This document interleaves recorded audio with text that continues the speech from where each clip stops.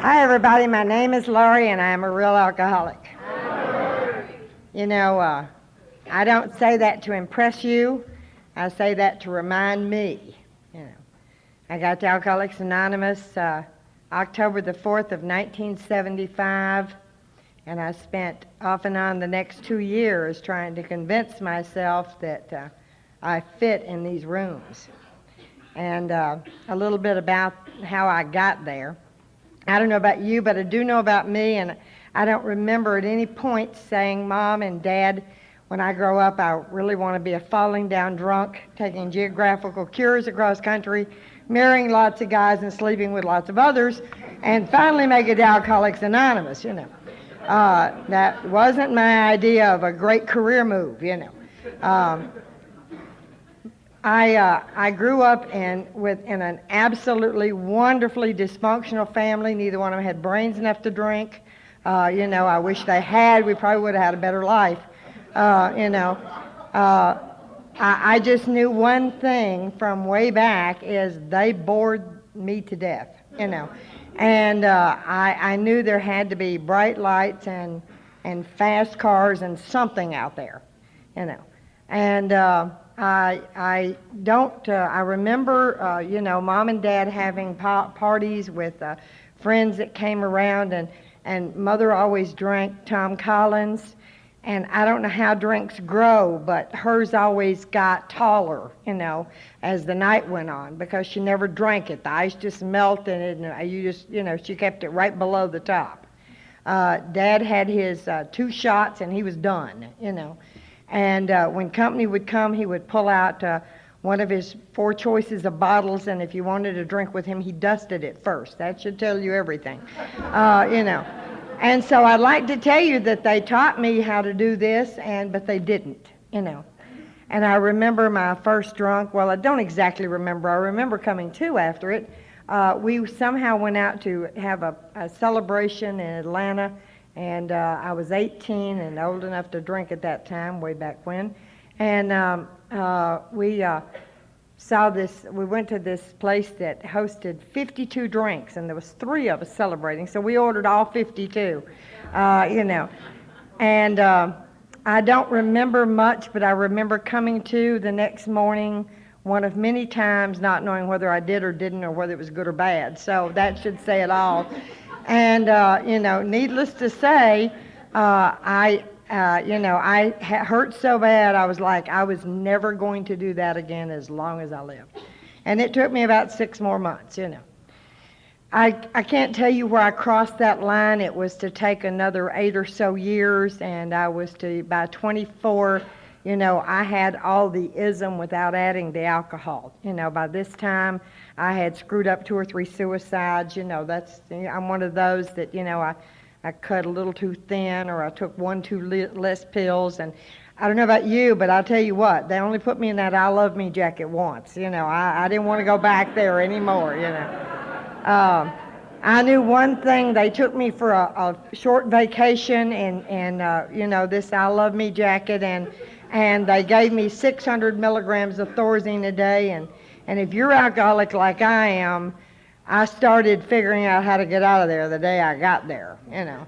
And needless to say, when I went on vacation, you know, 3 weeks later, they let me out for the night. They never said, don't drink on this Thorazine, you know.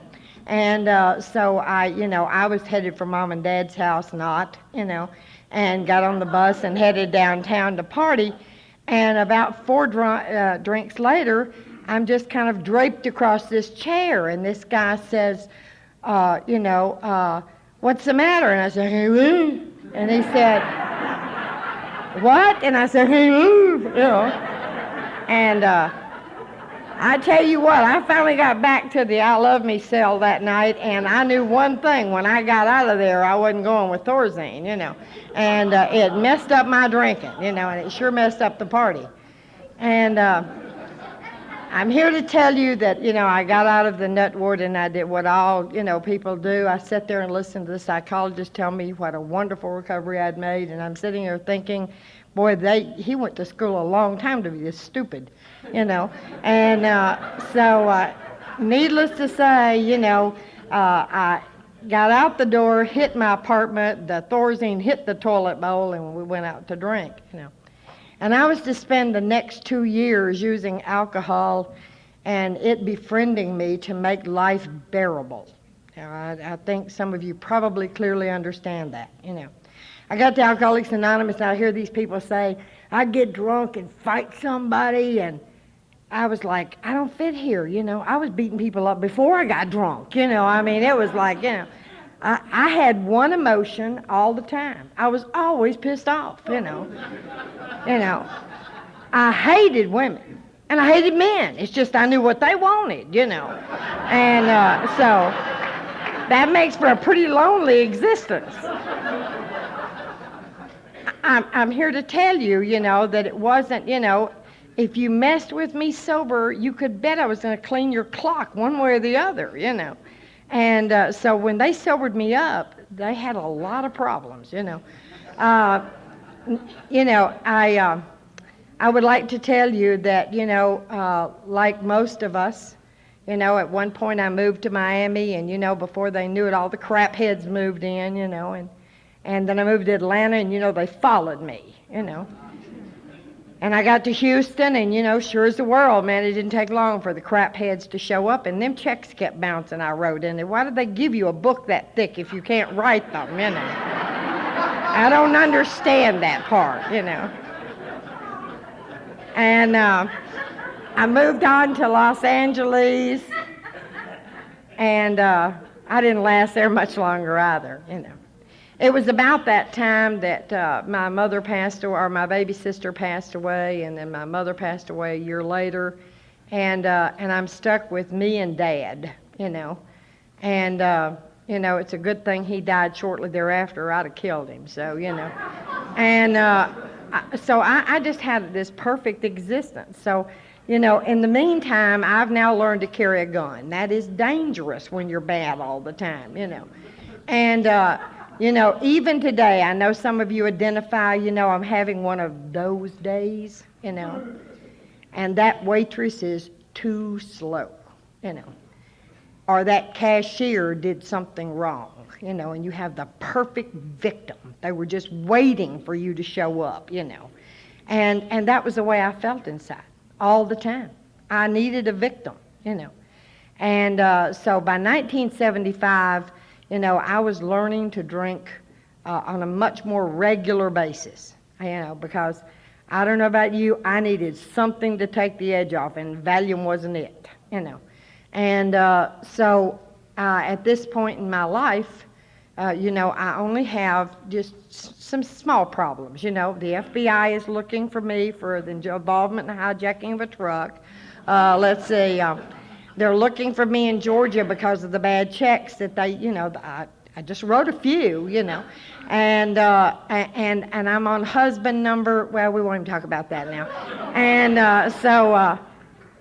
and I really don't have any place to live. My daughter and I are just kind of shifting around, and I'm broke, and I'm in Long Beach, California, and once again, I have. I've got a child on the way. I can't take care of the one I got, but you might as well have one more and figure out what's wrong. And so I've got a 10-year-old and a baby, and I'm tending bar in a beer bar. Now, I hate beer, No offense to you beer drinkers, but I don't want to go to the bathroom that many times to get there, And but now I'm drinking on a pretty regular basis, And I'm tending bar because there's nothing else, I can really do of any value. I no longer have my class ones, which is a whole nother story. I drove a truck for a while. And, there's, I don't have a regular husband right now. And and mom and dad are dead, and welfare's not enough money. And so I need some extra income. So I'm tending in bar in this beer bar. And, they send crap heads in there, so you have to drink something to put up with them, Well, when it started, it wasn't too bad. 1 or 2, and I could get to closing, and then it was 3 or 4, and I could make it to closing, and then it was 5 or 6, and I was closing an hour early. And then it was 6 or 7, and I was closing 2 hours early, and because I really needed the good stuff, And so it isn't long till I don't have a job, and I have no income, and I have an old beat-up car, and I've got 2 kids, and I don't know what to do. And in the meantime, this guy comes in drinking tomato juice. This is not something you're supposed to try in the program, and he's trying to pick up me, you know. We know why now, but, you know, at the time I didn't. And, you know, needless to say, you know, he starts talking about alcoholism, and I listen, you know. And he decides that maybe I want to date him and go to a meeting, you know. And so I put on my $2.50 dress, you know. I got a Salvation Army that goes all the way in my ankles, and it's black, just like my mood. And, you know, and I only have one before I go. And that first night I heard Chuck Chamberlain. I can break his anonymity. And I remember looking around that room thinking, well, you know, if I was as old as those women, I'd be here too, you know. You know, and Chuck Chamberlain drives up in this fancy little bitty sports car, you know, and I'm thinking, you know, that's not bad. And the car, you know. And and he starts talking about peeing in his shoes. And I remember looking around the room saying, these people remind me of that ward I was in when I was wearing an I Love Me jacket, you know. It's just they're loose, you know. And so I didn't go to a few meetings for a couple of weeks, you know, and then I went to another meeting and some guy was talking about elephants in his backyard, and I was sure then, you know. And these people kept sitting around having coffee with me afterwards talking about alcoholism, and I kept saying, but I'm not like you, you know. And I'd immediately go out and get drunk, you know. I mean, that was enough. I needed a drink after that. And so I'm here to tell you on October 4th of 75, what sobered me up at that point was that I vaguely remember being at a bar. I don't remember showing up naked at my boyfriend's house, you know. And I don't remember booking a flight out of town the next day that I caught, you know. But I remember drinking all the way to Tennessee and all the way back, you know. And on the way back from Tennessee, I'm thinking, this can't be too normal, you know. Maybe I have one of those little alcoholic problems, you know. I hadn't had an old-timer tell me yet that's like being a little pregnant, you know. And so needless to say, I started going to meetings, and I don't know about your first time of saying you were alcoholic, but I almost choked to death saying that, you know. And I thought, well, you know, I'm not real bad, so I can just do 1 and maybe 12, you know, or I'll just do 1 and 2 and 12. No, I'm not doing 2. That says I'm nuts, you know. And I can still read, you know. And so 6 months later, I'm back out the door. You know, you can go to a meeting a day for 6 months and still get drunk, you know, if you don't do anything else. This time I drank for 3 days, and my hangover didn't get any better than it had the 6 months before, but I liked having money. I mean, somehow I'd had money in my billfold, so I sobered up again, you know. And this time I was a little more alcoholic in my mind, you know, but I really hadn't done all that stuff you guys did. So I did 1, 2, 3, 10, 11, 12, you know. I didn't need that in-between stuff, you know. Everybody I needed to say I'm sorry to was dead. Didn't matter, you know. And so, I wish they were, one of the two. And needless to say, you know, I can tell you standing before you that I celebrated a 1-year birthday, and I remember little Betty sitting across at the end of that table because I wanted to break her finger off, you know. And she crooked this little arthritic finger with her 20 years of sobriety, and she said, you know why most people don't celebrate 2 years? And I thought, is this a trick question, you know? She said, because they get drunk. And I thought, she just couldn't stand seeing me happy because I'm cute and I'm young, you know.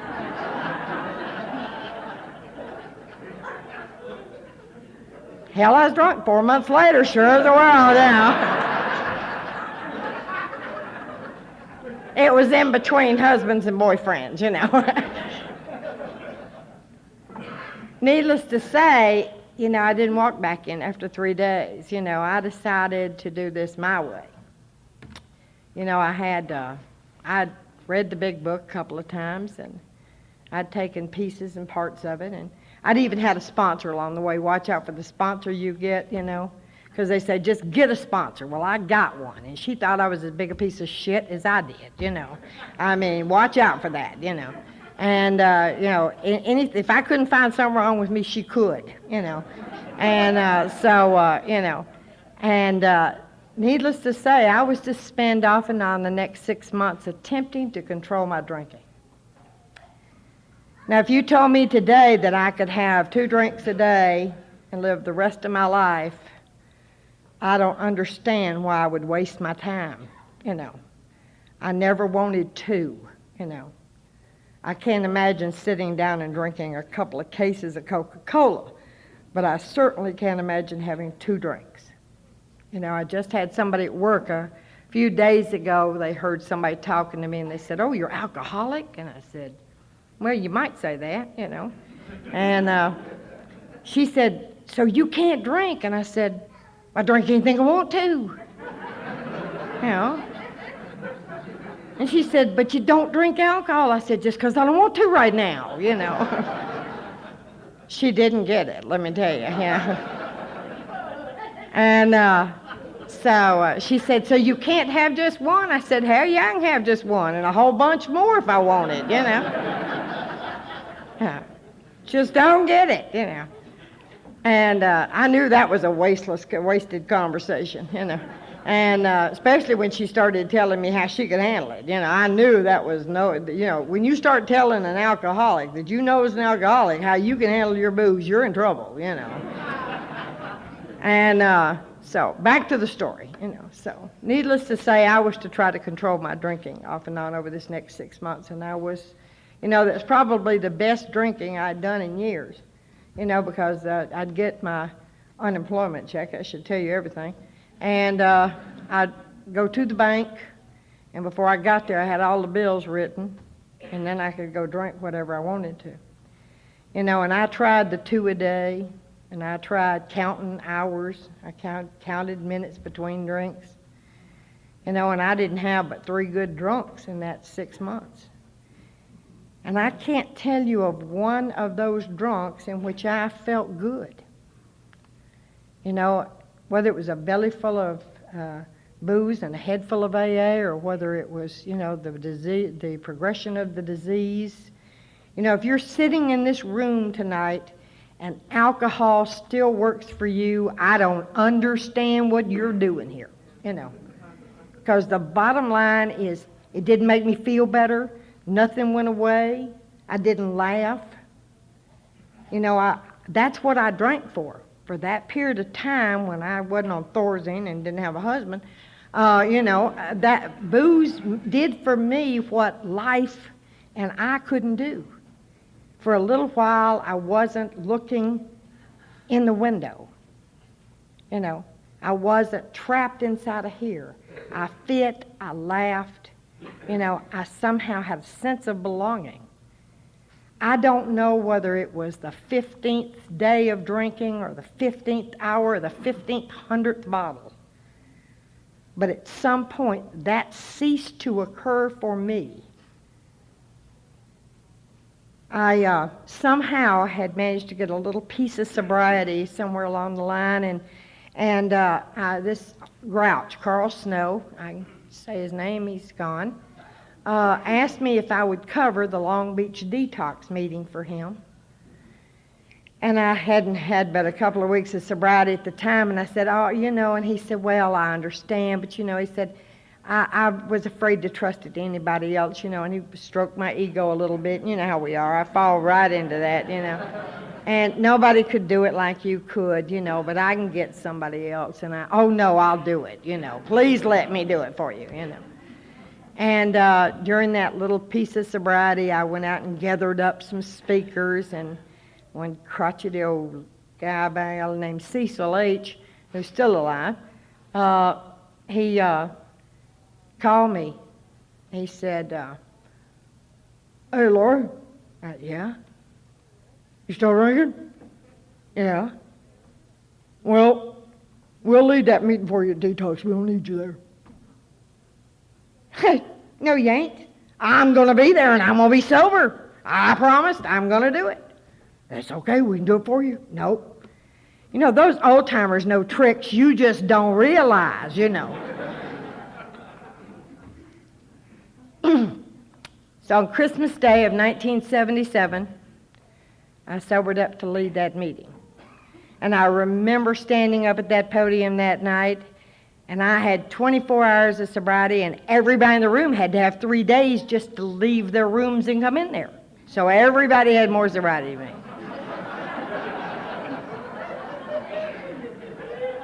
But I'm not telling.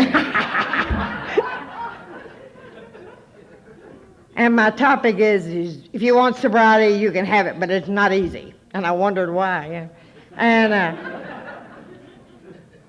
And I sat down and I listened to these old coots, you know, and I'm sitting there thinking, 40 more minutes,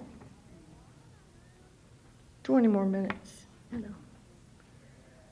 I'll get them to take me back to my car. That's another trick. If you don't want to go to lots of meetings and out to coffee and all other stuff, drive your own, you know. And the meeting's over. Well, it's been a really good meeting, you know. I want to go, well, let's go over here for just a minute, you know. Took me to a big book study, you know. Man, okay, it's only about another 40 minutes, you know. Well, let's just sit around, shoot a little pool, and have some coffee. Okay, maybe just for a little while, you know. Where are we going? Oh, man, I thought we said we're going to go down to Dirty Dorothy's truck stop and have some coffee. I've been sober a whole day, man. I don't want to postpone this much longer, you know. I remember sitting there thinking, aren't they ever going to shut up and quit drinking coffee? Man, I tell you what, haven't they run out of the coffee in this truck stop yet? You know. Cecil looked down at his watch and he said, well, it's 5 after 2. You can't get booze anywhere back. I guess you're sober one more day.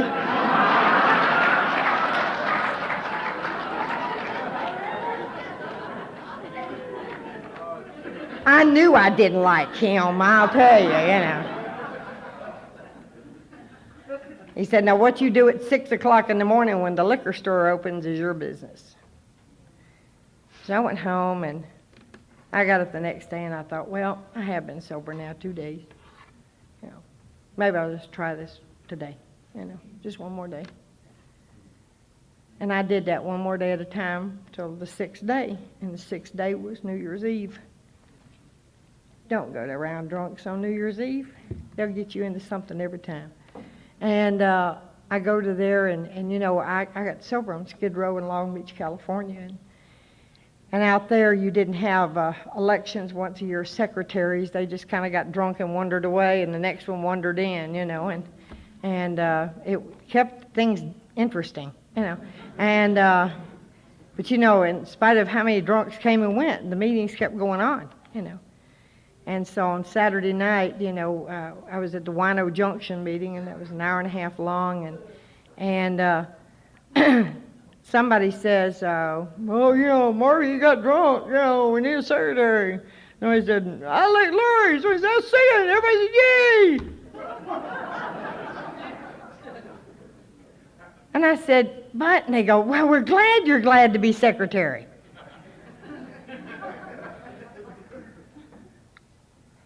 I'm not going to get drunk. I'm going to resign before I drink, you know.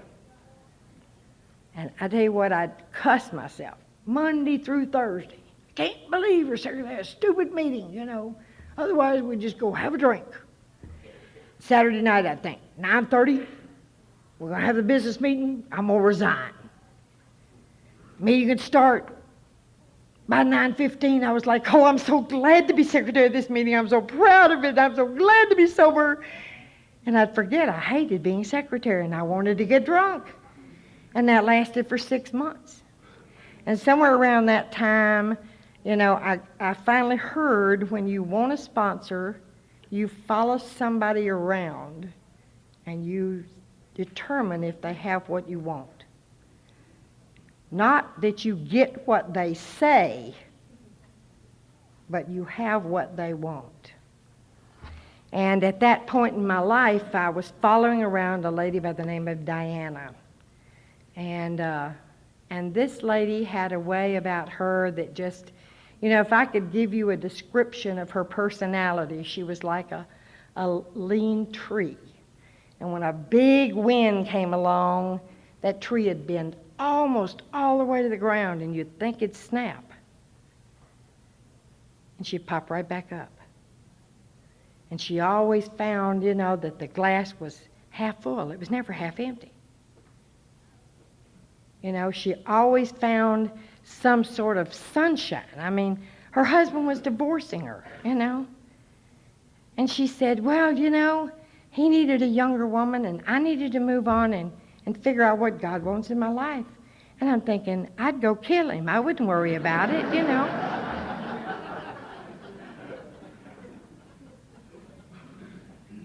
I didn't know what she had, but after a while of following her around, I knew that whatever it was, and so I sat down and I said, I'd like for you to be my sponsor, but, I need to know what it is you want me to do, because I may not want you to be my sponsor. And she said, I don't want you to do anything. And I said, what about them steps? I don't like those steps, and I don't want to work them. And she said, don't. I said, how many meetings do I need to go to? She said, none if you don't want to. I said, so how many times a day do I have to call you? She said, I hope you never call.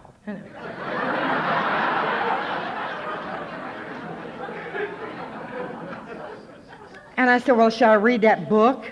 And she said, well, you might consider it, but And I said, well, what do you want me to do? And she said, absolutely nothing you don't want to do, because if you don't want to be sober, I don't care. And so, I finally came along, I'm going along fine, and I'm sure all of us know what that means. And, I'm going along just fine, and I finally can no longer hold it. I'm a babbling idiot. You get there, all those emotions getting pent up, you got no place to take them, everything else here's looking just fine, and we're just all prim and proper.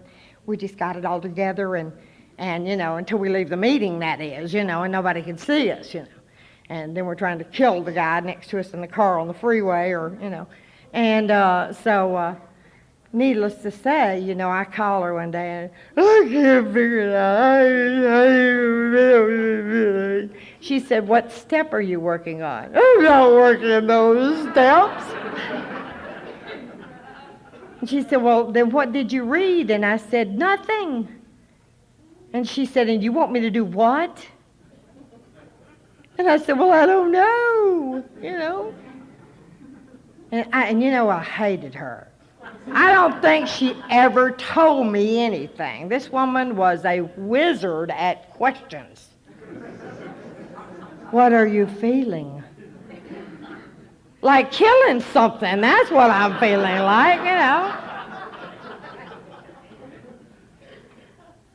I can't figure it out. And she'd say, you haven't read. Don't call me back when you're reading. Bam, down goes the phone. You know how many times I've called that woman lots of names I can't say tonight because, we're not supposed to use that kind of language. And, but I'd call her names and just get livid. And I'd call back and she'd say, well, did you write down, how you're feeling? I don't want to write, Have you thought about the steps? No, I don't want to think about them at all, And she'd say, and do you have a plan to get to feeling better? No, I thought if I called you. And she'd say, I want you to read and write and call me back. Bam, down go the phone. She was useless, I don't know what in the world I call that woman for.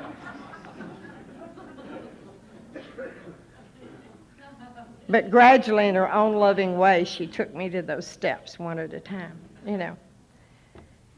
I'd like to tell you that I came to the program with a few husbands. I don't know how many I'd had at that point, I was kind of, explaining that one time I had to have an annulment because, it's okay to divorce 7 men. it's not okay to get a divorce when you marry one in a blackout, but you're still married to another one, you know. So, I mean, I remember a bottle of wine, you know, a bottle of perfume, and I came to when I was married, and I didn't even like this guy, you know. He said, I got to go to work, and I'm thinking, thank God, you know.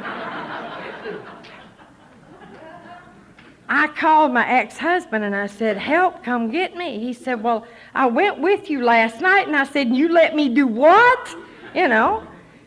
And he said, well, I thought you wanted married to him. I said, I was drunk and a blackout. How could you let me? It was everybody else's fault. Don't you, you've been there, you know. Hey, it was their fault, by golly, I came to in situations sometimes, you know. I'm here to tell you that, you know, I had problems with step 2 because step 2 says you are not sane. You cannot return a sane person to sanity, you know. And I knew that they were saying that, you know, I still belonged in an I love me jacket someplace, you know. But when I remember my sponsor saying, then write down how you've been living your life, you know, and all the problems you've had. And I got halfway through the list and said, okay, I'm not exactly sane, you know. And then I got to step 3. Now, I was christened Presbyterian by Mom and Dad. I guess they didn't know any better. And then I was raised Baptist, you know. And then I liked Catholic better because they're so formal, you know. And then I went to the holiness for a while because I liked being sprinkled better than being dunked. And, you know, and then I joined the Holy Order of Man sometime around the time we were smoking stuff in the early 70s. And, you know, and I don't know about you, but somehow there was always this thing with religion that me and it didn't click. I'd get good, and I could stand good about 30 days, you know. And then it's kind of like an itch would come about, you know. And before you know it, I just had to punch the neighbor, you know, or get drunk or do something really dumb, you know. And so, you know, this talked about the G-O-D word, you know. And I just wasn't into this, you know, and I thought, you know, well, let's see. They talk about God, they pass the plate, where's the cross? You know, when they break into hymns, I'm out of here, you know. And but, you know, I had an old-timer say to me, all you have to believe is there's something greater than you. And I thought, well, and I pondered with that a while, and I'd go down to the club, and I'd say to an old-timer, I can't find God, and he'd say, I don't know what the problem is, he's not lost. You ever notice how they give you these really intelligent answers, you know? And I remember Papa Paul, he was a merchant marine, and he said to me one night, he said, all you have to do is say, God, if there is a God, you know. And I said, well, do I have to get on my knees and do all them, these, and thems, and those, you know? And he said, nope. He said, he knows what a foul mouth you have, and he's accepted it, evidently. And so he said, just try to have a conversation with him, you know. And I pondered this a while, you know. And about that time, I was having trouble paying the bills. And you know, if you were like I am at whatsoever, you know, every Friday was payday, and every Friday I'd do the next 6 months' budget, you know, and I'd throw it away the next Friday, you know. And so I called my sponsor griping about this budget, and she said, tear it up and throw it in the trash and say, God, I give you the budget. I'd appreciate a roof over my head, food for the kids, you know, and be done with it. And I said, can I ask for cigarettes? You know, and she said, well, if you insist. And so, you know, I said to her, this sounds really stupid, you know. And she said, look, you're just going to do the next right thing. You know, you're going to, as the bill comes through the door, you're going to pay it, and you're going to think about what you spend before you spend it. And she said, and you're going to give that budget to God. Well, I'm here to tell you, my kids never went hungry. I never got evicted after that, and I smoked, you know. So evidently everything was fine.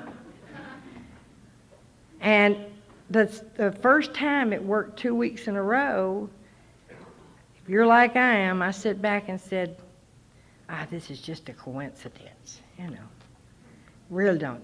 It just can't be,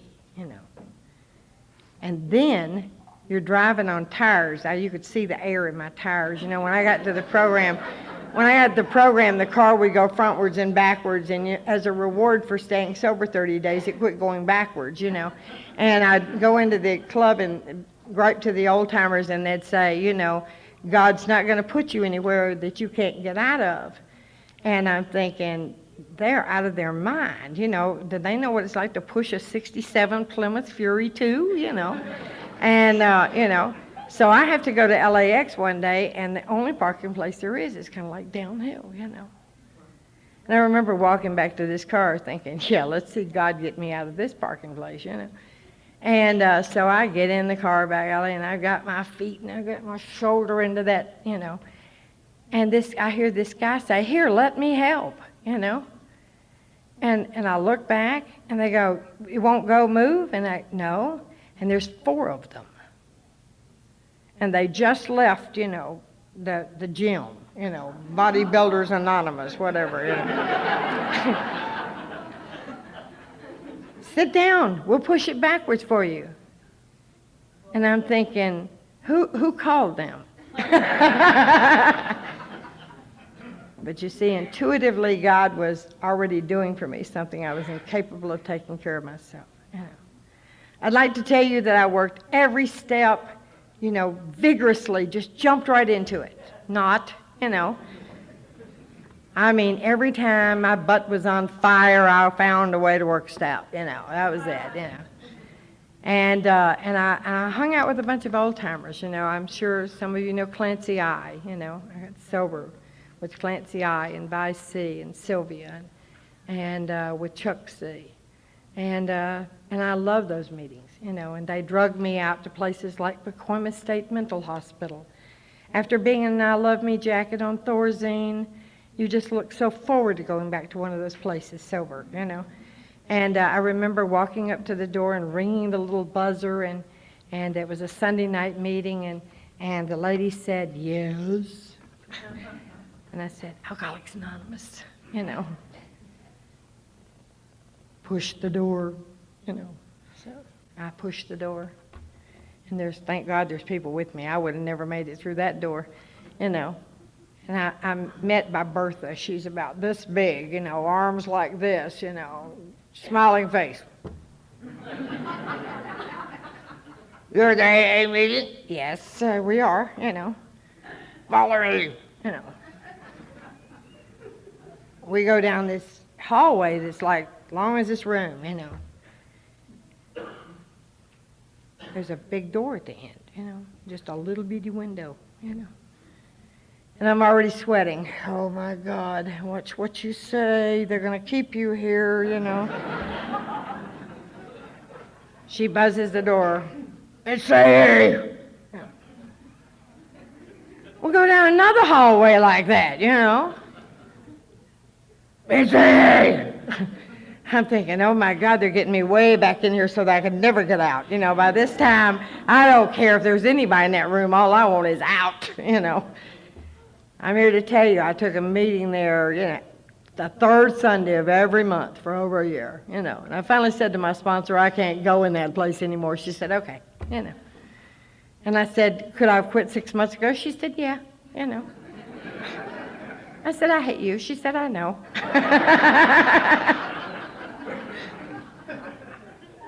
Now I go to Marcy's Choice, through this blue door, that beige door, this blue door, down through that gate, through that gray door, up those stairs, and then that gray door, and then they put me in a green door.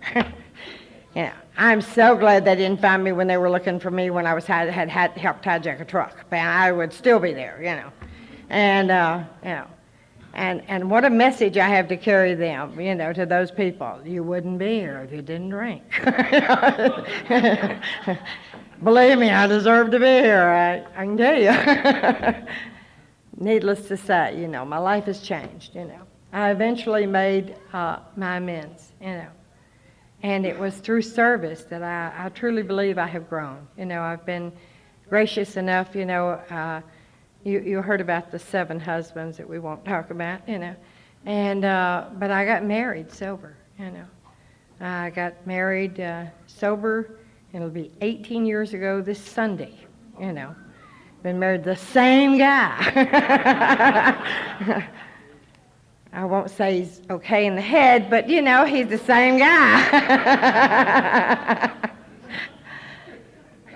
I'd like to tell you, life has been rosy being sober. I got to Alcoholics Anonymous, and I had a beautiful set of twins in 1981. I was almost 5 years sober when one of them was diagnosed with cancer, and he was given 18 months to live. It was through this program that I had the courage, it was going to meetings. I mean, if I stood here and told you I wouldn't have rather been drunk 100 times, I'd be lying, But it was being sober that kept me sober, It was being able to go back and hold that child and sit by his side, and be the parent, that I didn't even know I was capable of being, I'm here to tell you that I had him for the next 8.5 years of his life. He was 9.5, And just shy of 13 years of sobriety, I buried him in Arlington Cemetery, I believe that I was given the gift of being that child's parent and being part of his life and sharing life with him because of my sobriety. His strength and his spirit, forever will touch me, You have conversations with kids about what's really important, and what's really important is loving each other, and being good to each other, and the things that we learn right here in these meetings, how to look in and listen to a heart, not to a person. I'd like to tell you that, I left his graveside in the last 6 months he was alive. I spent all of my waking hours by his bedside.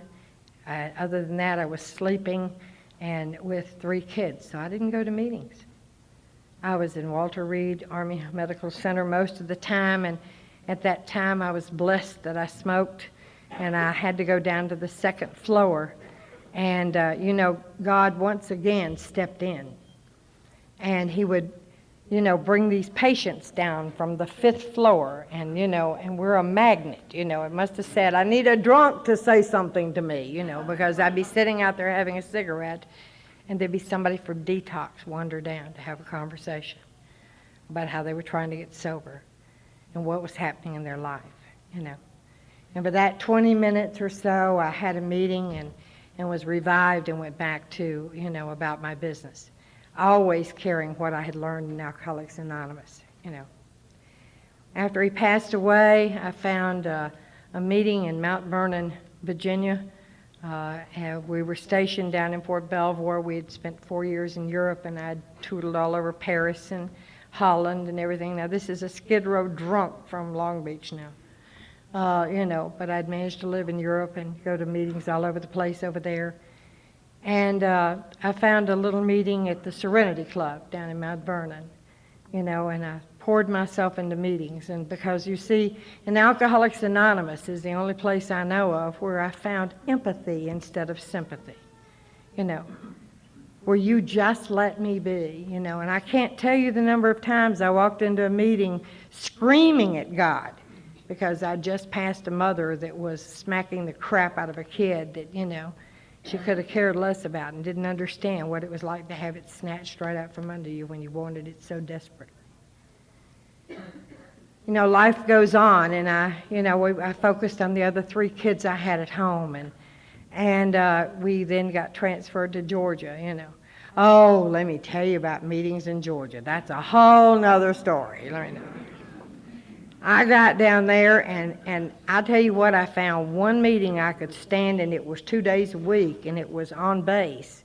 And they had lots of meetings off of base, but they have a way of mixing religion, I done told you how I feel about that stuff, with program, So The icing on the cake was with me one night is I walk in and I really need a meeting, you know.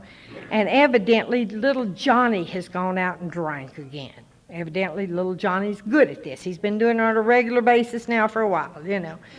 And as they went around the room, everybody was, oh, poor Johnny, you know, so glad to have you back, and next time call, and, you know, and now I'll be over to help you fix that car of yours, and, you know, and anything else I can do, you know, just get your sobriety under your belt. And it went around the room, and I could stand this.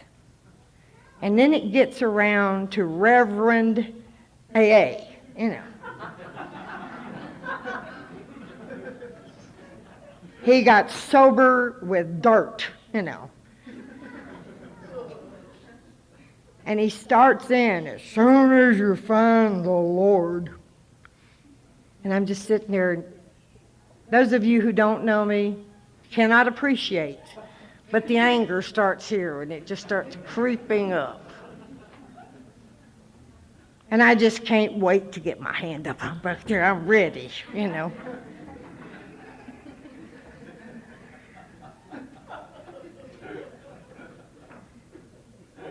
And they make the mistake of calling on me.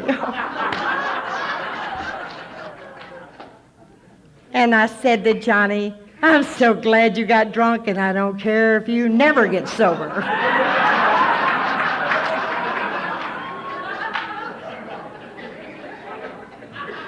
I look forward to somebody stupid as you coming back to tell me it doesn't get any better.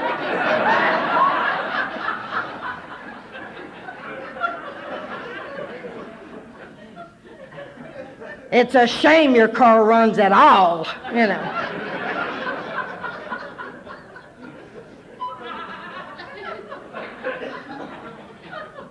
And I don't know what church owns AA here, by golly, but you just leave my soul the hell alone. My ass is having enough problems. After that meeting, I got the feeling I wasn't very welcome there anymore.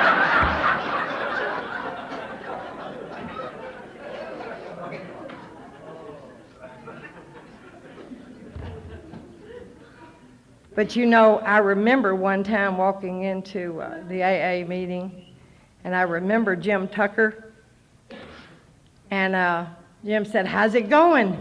And I said, I've had to come to have a cup of coffee because I'm going to get drunk. And he said, go get drunk and don't waste our coffee. Pissed me off, I drank 2, you know. By that time the meeting started, and it's impolite to get up and leave during the meeting, you know. But you know, that's exactly what they said to me when I got here. What if I want to get drunk? And they said, well, don't waste our time. Just go and get drunk. Nobody cares. If you don't care, we don't either. You know, and that's how I came to Alcoholics Anonymous, was with that tough love. I'm here to tell you that tough love, you know, wasn't there when they were helping me heal from Robert's death, you know, and we moved on to Georgia, and my husband got out of the military in 95. We, you know, came up here and moved up to Frederick, you know, and life was good, you know. I got a house, my own house. Man, I couldn't even, I remember heating the soup, you know, on the pan. You put it on the radiator first thing in the morning. That way by 5 that afternoon, it's lukewarm, you know. And I did that for a while, for my oldest girl. And I got this nice house, you know, and I got this nice yard, and I got a good job. Husband's got a good job, and life is great, you know. And then there's a lump in my breast. Uh-oh. Nothing, you know. And in August of 1996, the doctor said to me, everything there is cancer.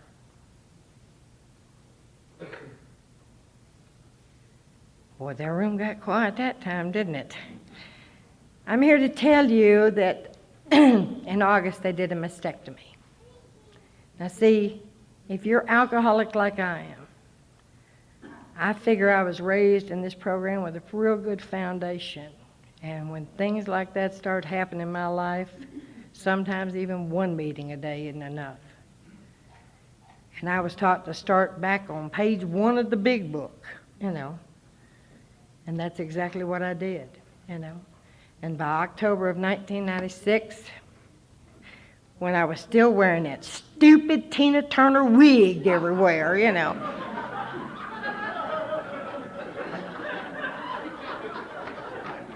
I was putting on my little cap and going to AA meetings.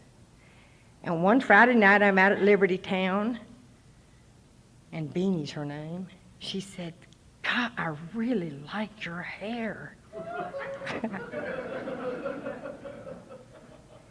Okay, I need it back by Monday.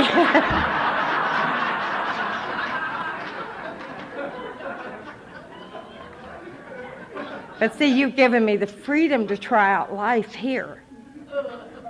And so I'd wander in the meetings, and you wouldn't stare at me or say, what's the matter with you? Or, you'd ask how I was doing, and I wore my earrings, and polished my head. And before you knew it, I didn't have to wear that Tina Turner wig long. I walked in my house one day from work, and I took off the Tina Turner hair, and I threw that $100-and-something wig right at the wall, and my husband said, what's the matter? And I said, I ain't wearing that itchy thing no more. And he said, you're going to work without your wig? Yep. And sure as the world, And the next thing you know, we've got everybody at work is tiptoeing around it, and it's Halloween. And I said, hey, everybody, let's get markers and tattoo my head, And they go, huh? Oh, come on, Okay, so I went home that night with Harry and, Curly, and we had every color you could think of on top of my head, But for months, I had no hair, And I can tell you that I cried all of 2 hours over having breast cancer. I learned before my family did, and I thought I was going to have to bury them, And, because this was just part of life. And you told me that I could do absolutely anything. December this year, 5 years since those chemotherapy treatments. And I've been in remission. And once again, all I'm reminded of is you gave me the gift of life. Any message I have is nothing new. I picked it up from Sylvia or my mom Vi or from Papa Paul or Sailor Jim, Even those people who didn't manage to stay sober taught me something. Maybe it wasn't a lesson I really wanted to learn, but they taught me. My program is mine. It's custom made for Laurie, I value every waking minute of every day of my life. I value the people in it. I value the opportunity to be a volunteer at the Arts Center. I value the opportunity, to be of service to the Red Cross or, in the We Care program where I work. Because when I got to Alcoholics Anonymous, I was bankrupt in every department. I was running from the law, and I didn't even know where I was running to.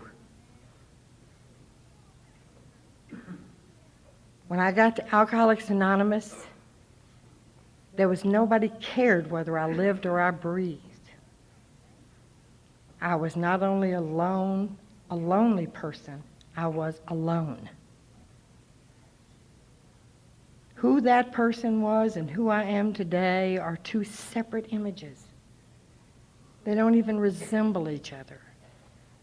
And I was given this gift one day at a time, starting on December 25th of 1977. In spite of me, most of the time all I did was show up.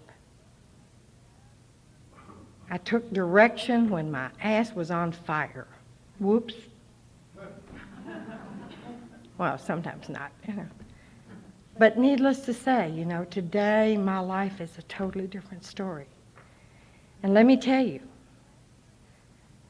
I drove up here in my 2000 Firebird convertible with the top down, rocking out, you know, thinking, I'm glad to be sober, you know, because I am. You couldn't have told me sitting on a bar stool 24 years ago that there was any way to get from there to here.